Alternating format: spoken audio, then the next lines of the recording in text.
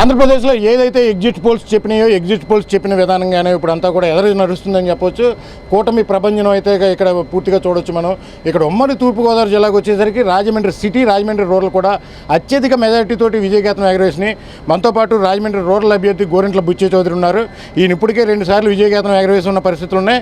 ఇది 3వసారి 63,000 ఓట్ల మెజారిటీతోటి అక్కడ విజయకేతనం ఎగరవేసిన పరిస్థితులు ఉన్నాయి. చెప్పండి, మీరు ఇప్పుడు ఏ విధంగా భావించవచ్చు దీన్ని?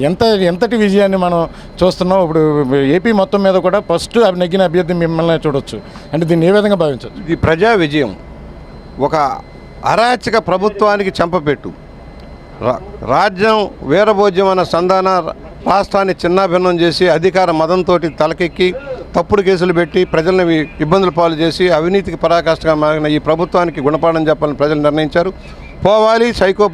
సైకో జగన్ పోవాలని నిర్ణయించారు. ఫలితంగా ఈ బ్రహ్మాండమైన మెజార్టీ.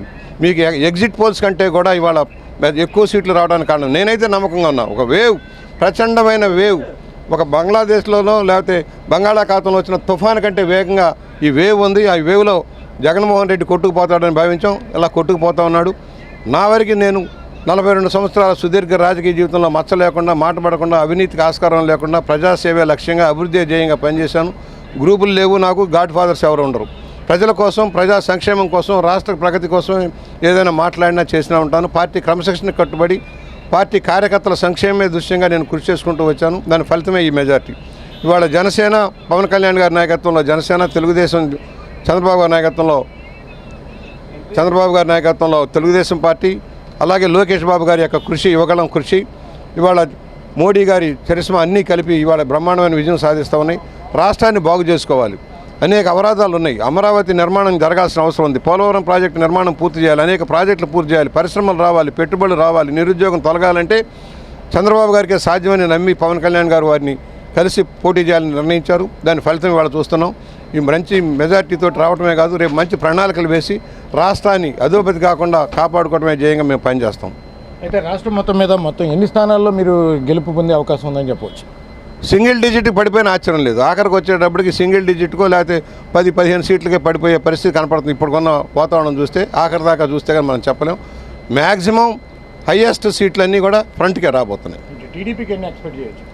టీడీపీకి 135 దాకా గ్యారంటీగా వస్తాయి.